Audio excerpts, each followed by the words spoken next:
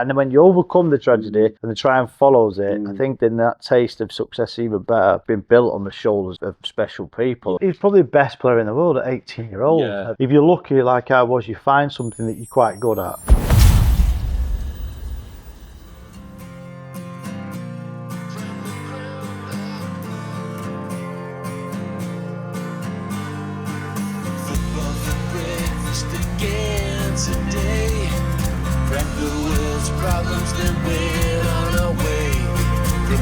Welcome to Football for Breakfast, presented by OSS Security. I'm Jim Johnson. Our guest today is a lifelong Manchester United fan whose first ever match was a Matt Busby testimonial and George Best was on the pitch. His name is Anthony Parker. Put the kettle on, you're amongst good companions. Anthony Parker! Nice. Sit yourself down. Thank you very much. Your breakfast order is sausage mushrooms on toast with brown sauce. Yes. I like a brown sauce, man. Before we get any further, I'm just reading in my latest copy of Roy of the Rovers, which is actually from the 20th of May 1989, Wow. which is a very special time for me. And there's a letter, right, from a Paul Mully of Alveston who says, out of touch. He says, Colin, bear in mind this is 1989, right?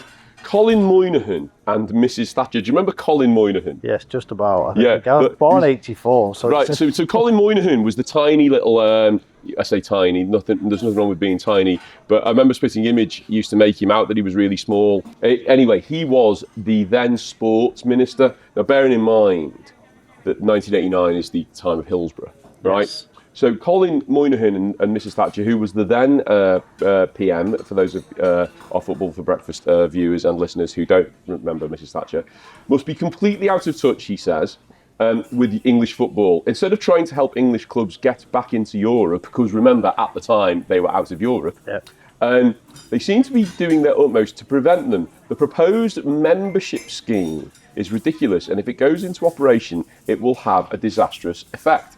Now, you say you were born in 1984. I was, right? yeah. I can remember the membership scheme, the proposed membership scheme, and it was all around stopping hooliganism. Yep. It was like a precursor of ID cards. Yes. But if you think about it now, where we are, you kind of need ID to get into a football ground anyway. Yeah, you need more than that. Most places nowadays, they're becoming difficult, making it harder and harder, aren't they? Well, that's what I mean. It's like, you know, and so like that kind of idea that it was designed to prevent antisocial behaviour. Yeah. All of a sudden, it's kind of done away with a lot of the rituals of football, which actually I think we'll talk about a little bit later with your object when we talk about ritualistic football stuff. But anyway, Anthony, thank you for joining us on Football for Breakfast in the Greasy Spoon.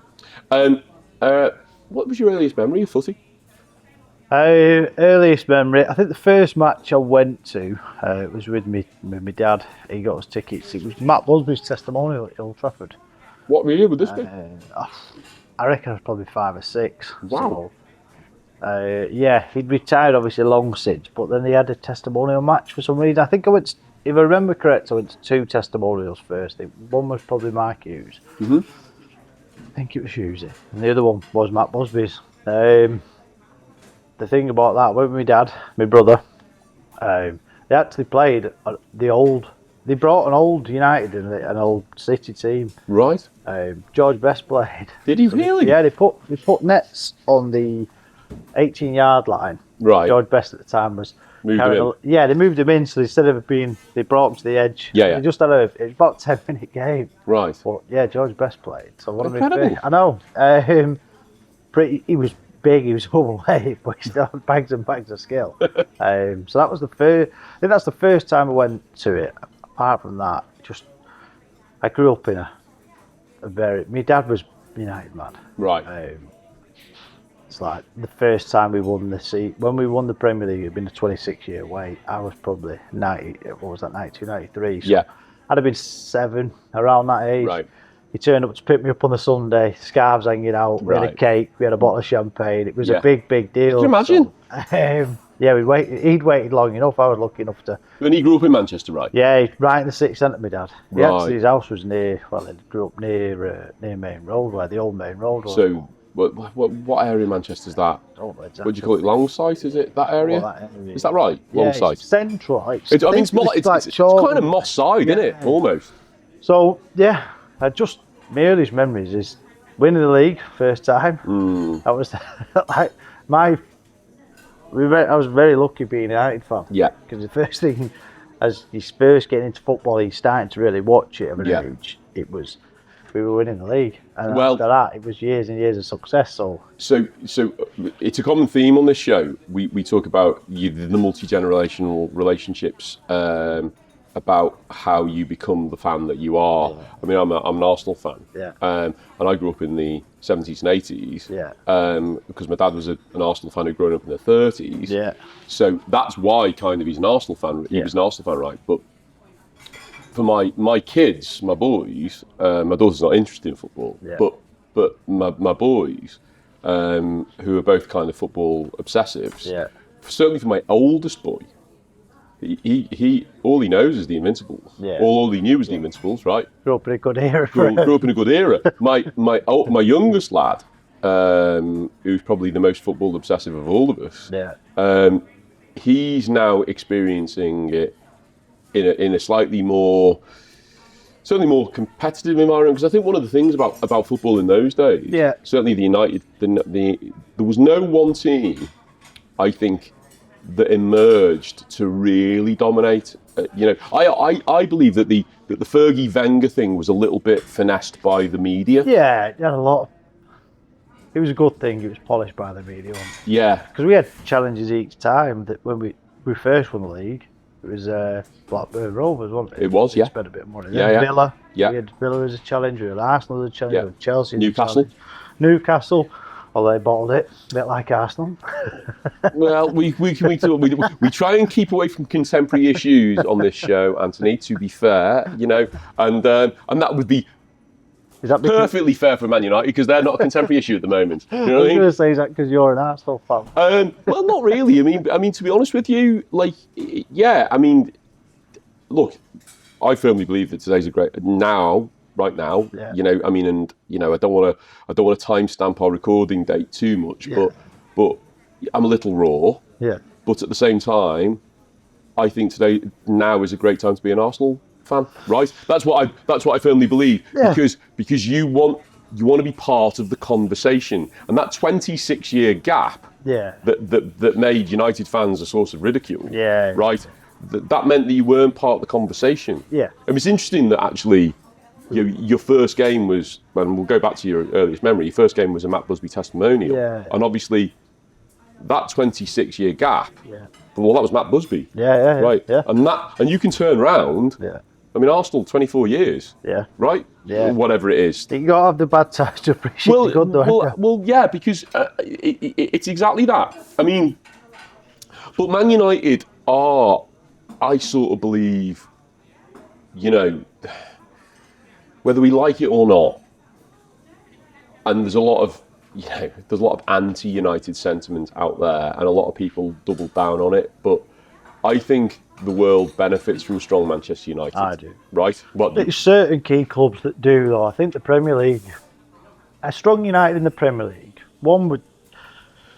I just think there's so much written and talked about Manchester United that if they're in the mix, it only adds pomp to the league. It adds a bit of spice, which we've not been there, have we? The last 10 years have been tough watch. Well, as it was when in the last days of Wenger and the early Arteta era, Arsenal were just not part of the conversation, and it goes back to that thing about being part of the conversation. But one of the other things I really admire about Manchester United, and I've only really seen this since I've been a little closer to football, in the sense of closer to the industry itself. Yeah.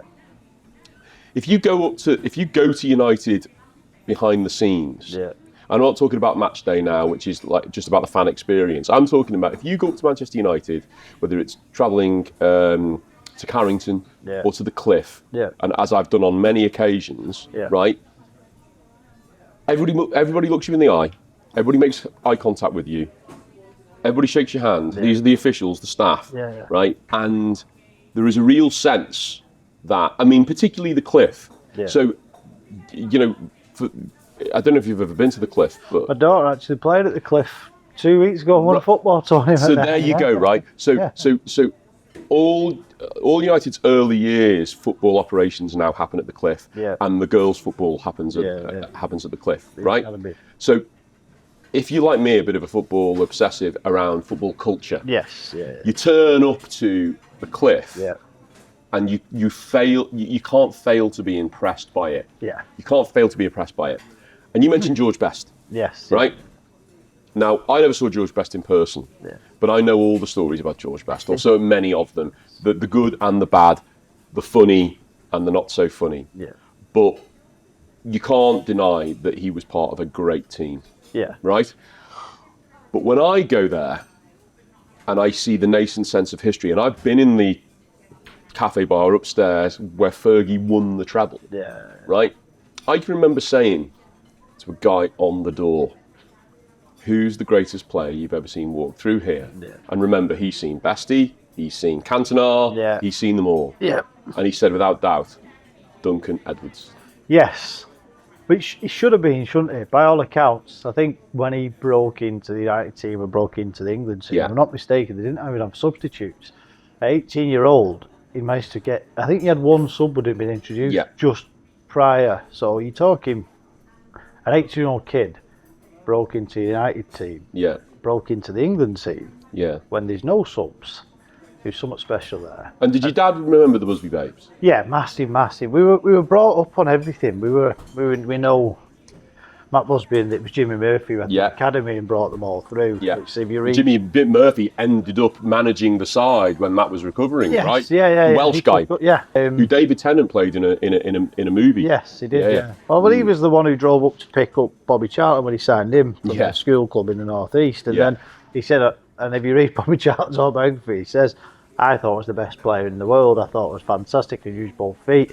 He said, I thought United were signing me because of that. And he said, all the way down, Jimmy Murphy just told me that I've got a player that's better, the best player in the world, and it was Duncan Edwards. So it's like, there was something special there. It's probably the biggest loss.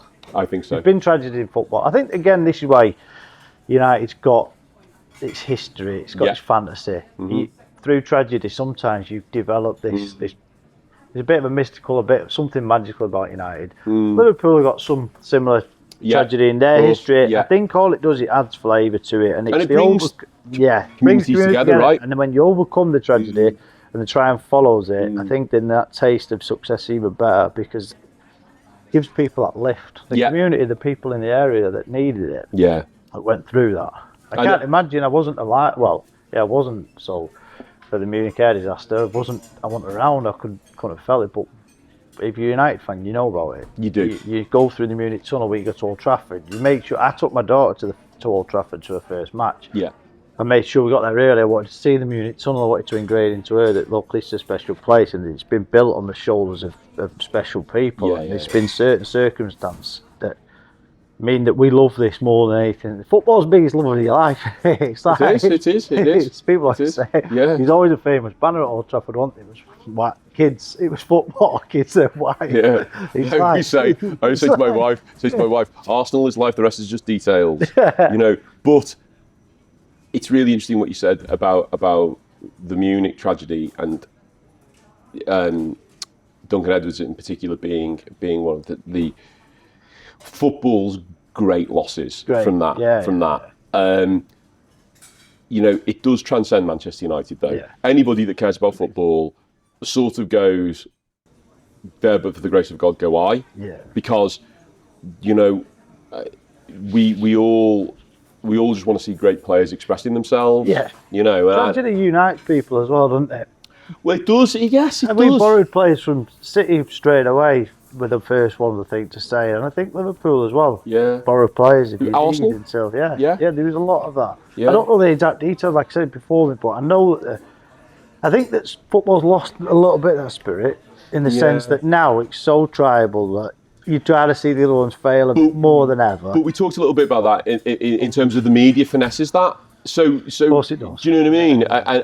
And create wants to create that narrative, and then you see certain brands and things like that that sort of bring that together. You know, there you go. It's it's Man United on the phone, right? Go on, answer it. Go on, answer it. Just tell him I'm recording a podcast. Start recording a podcast right now. I'm busy. Tell him to go away. Go away. All right. I'll call you back later. No, we carry on. It's fantastic. Right, I'll phone you later. All right, bye. Sorry about that, everyone. And I meant to put my... I did try and put it on silent. It's not a problem. It's not a problem. There we go. But obviously, you're a United fan. Yeah. Your grassroots team is Madison Park. Tell me about that. Yeah, so I grew up in Chadderton. Yeah. I played... When I speak about like my dad being the major influence and why I'm a United fan and stuff, so my mum and I split up at an early age, so, so Sunday was the day we saw my dad. So unfortunately, I never played as much Sunday league as I wished I could have, because it was a kind of a choice that. So we obviously, I wanted to see my dad and stuff, but I played for him. They had a big part. A lot of my friends played for him. A good team, Shaddy Park, to be fair. And now my daughter actually plays for him. So she plays for Madison Park now? Yeah, so she plays for him, I went to watch it at the weekend. That's brilliant. Yeah, it's good, yeah. And do you not feel that, speaking from one father of a daughter to another, that actually that's one of the big evolutions in football? Massive. Right? That, you know, it's not for everybody, football, but we're now with the revolution in the women's game that has been kind of in this country supported by the success of the Lionesses and things like that. Definitely. Yeah. More and more young women are seeing it as a viable leisure route, but now obviously a career progression route, which I just think is incredible. But from a kind of nostalgia and historical culture point of view, the fact that you both played for the same team, man, that's amazing. Yeah, it's good. And it is, like you said, that when I was in school, the girls had their sports, boys had their sports. Yeah. So it was a bit closed door a bit more. Whilst we had a couple of girls play in the school team when I was at school, but now I took my daughter to the first training session, the open training session, to see how many kids they get, see if they could select year groups. This was probably 5 years ago. Yeah. I got there, there's like 70, 80 girls on the pitch. Amazing. So I was like, and I thought, this is probably a better turnout than the boys, mate. Yeah. So it's huge now. She loves it. It's a great sport. It's just, it was previously a bit more closed, so now it's open, it's seen as... And the other thing as well is, because obviously Chadderton's an Oldham. And Oldham's got a multicultural community. Yeah. So one would imagine that you're not just like, it's not just girls playing, but it's girls from different backgrounds playing as well. Do you know what I mean? They've got a good mix, The boys team, she played before on a mixed team, but they get to a certain age where they then got to split them out. But yeah, they love it. And there's all sorts of people there. I know. Do you know what? It's nice to see, and it's good to stand on the sidelines. Yeah. I find it dead positive. Like there's no aggression between the two teams. Really? Viewed as its kids look like. Well, that's an evolution in itself, because I can remember when I was doing grassroots football, it could be really antagonistic. Yeah, it's awful. You know? It's a game. Let the kids play it. Let them enjoy it. The kids will have a bit of an argument on the pitch. That's part of the sport. Part of the game, right? It's over the white line. You're supposed to be the one that calms. Absolutely, absolutely. Well, look, I can hear the half-time whistle there. So, after the half-time oranges and whatnot, I want to talk a little bit about your story for the moment. Anthony, thank you so much. This show exists because people believed in what it could be before it was anything. J.B. Priestley wrote about football turning strangers into companions, a community built in 90 minutes. And that's the whole idea behind what we're doing here. And OSS Security got that straight away. Not just the podcast, but the point of it, the belonging, the conversations, the thing that football does to people when it's at its best. They came on board as believers in the show, in the vision, in what this community can become. They say, got you covered. And that's exactly how it feels.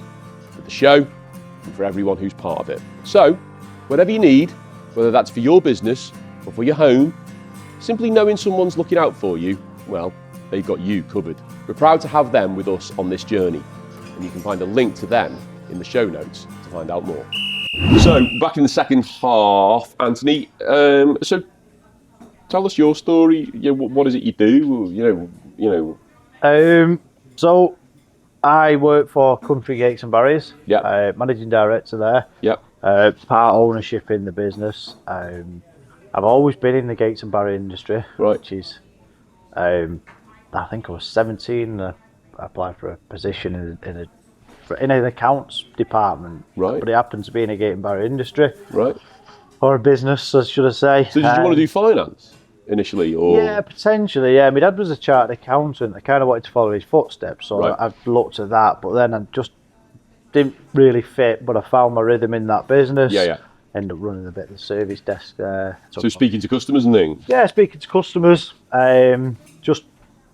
It's a service desk. No one's ever phoning to wish you a good day. No. It's always I've got a problem with my gate or my barriers. They want Right. it fast. So, good environment to learning. Yeah. I was asked, do I want to take on service contracts, kind of help increase the revenue in those, which I was a success at. Yeah. Then it was, do you want to be manager? I think by the time I was 23, I was office manager, Is then that right? running the service desk. I kind of left and did a couple of bits and then was brought back to the industry Yeah. by the same company I worked for previously where I left. Right. They brought me in as a project manager, so running major projects then. So more logistics and things like that? Yeah, planning the lads, managing the engineers, ordering the equipment, making Yeah, sure yeah. everything like And that. what sort of scale are we talking about in terms of the jobs? Anything and everything. So will you do domestic work, but Yeah, also... at Country Gate, so I ended up kind of in a fair position at the previous business, and Yeah. then the owner of Country Gates, Nick, we kind of flirted on LinkedIn. He approached me. Yeah. It was a great fit. I worked with a guy who's kind of given me the remit just to help grow the business. Yeah. So, and that's where my strength is really. Right. Managing people and trying to progress the business. I'm kind of interested in how, you starting at sort of 17 and then staying in an industry. I'm just wondering, did you ever envisage that for yourself? No, not when I first walked in. Really? No, because now I'm a sad old man who talks about gates all the time. Well, that's not true, actually. What you are is an interesting human who's talking about football and how it relates to your world, right? Yes. Do you know No, what I mean, as in, I'll go out with the missus at a weekend with kids, and I'll say, that's such a gate. That's Yeah. such, and then she says, you're a sad old man. In that term. Right. But no, I think a lot of us leave school. I don't think anyone truly knows what they want to do. Yeah. I think you find something then, if you're lucky like I was, you find something that you're quite good at. Yeah. And if you find something you're good at and then it piques your interest Yeah. and you start to learn every day, Yeah. you can develop. And that's why I'm probably sat in the position I'm in the business now where I'm supporting and running the company with Nick. Yeah. I understand that entirely. You brought an object with you? I have, yeah. So we ask everyone to bring an object which relates to football in some way and what it means to you. So can you tell us about it? Pass it to me and let me have a little look. There we go. Thank you. You're not our first ticket stub person, but I love a ticket stub, me. I used to keep them, but this is partly why this digital age and the QR codes now. I think and the ID cards thing, right? Yeah, right. Yeah. I think you your lose ID this. cards has become your ticket. Yes. Yeah. But you lose the nostalgia. I used to keep all my tickets. Yeah. So the ticket I brought in there is the Champions League game against Fenerbahce, in which Wayne Rooney made his debut. Wow. Scored an hat-trick. Wow. I was at that game. At the Madison Park game where he came on as a sub. Yes. Right. And I went with my father-in-law and my wife. And my father-in-law was a massive blue. Yeah. So he was hooting and holler because Arsenal were champions at the time, right? Yeah. And he scored that goal. Now anybody who grows up in Merseyside, I mean, they were printing Rooney numbers 2 years before the fact. Yeah.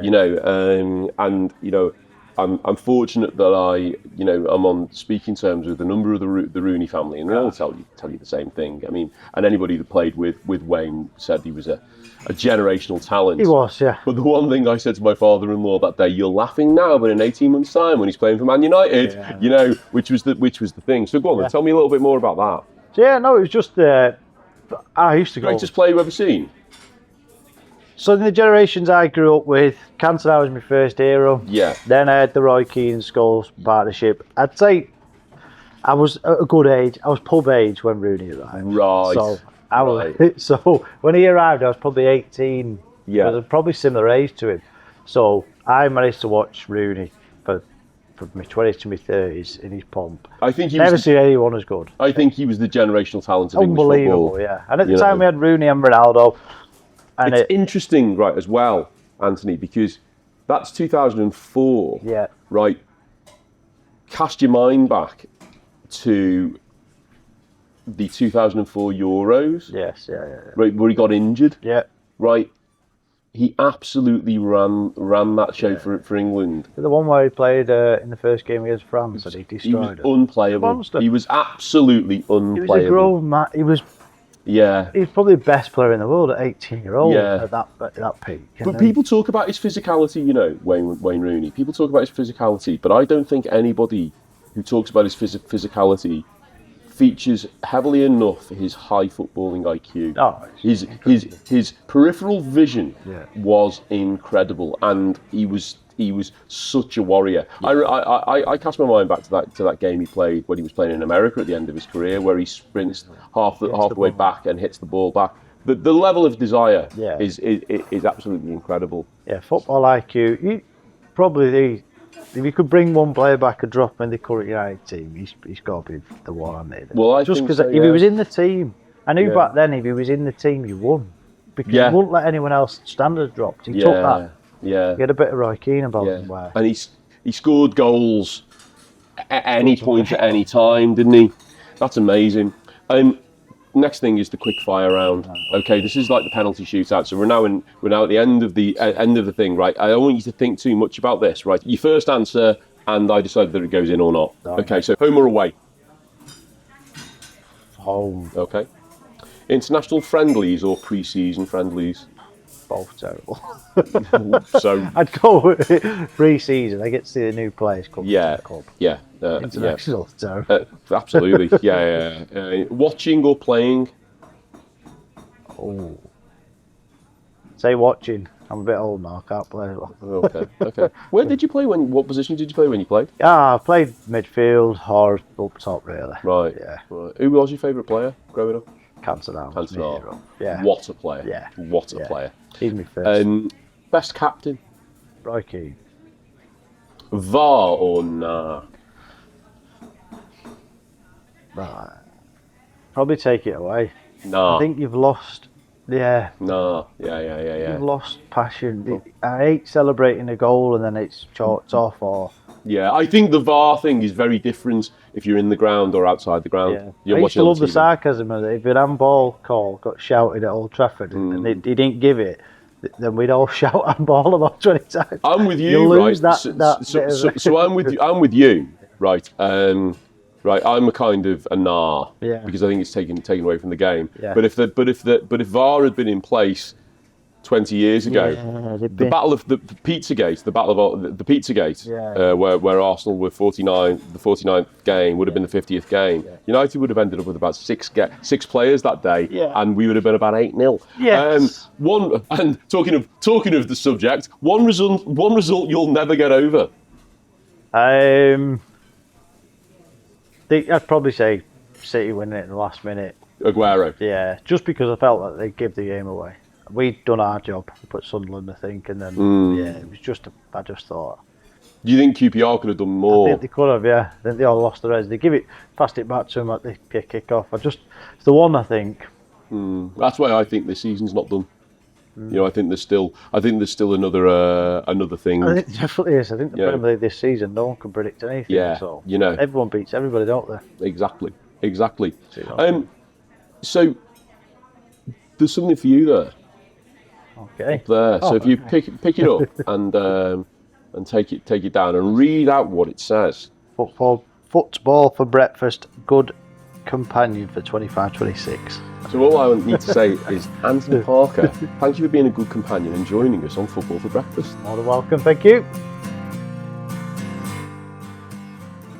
Anthony Parker is proof that if you find your rhythm and back yourself, the results take care of themselves. Football for Breakfast is a production by The Good Companions presented by OSS Security. They've got you covered at osssecurity.com.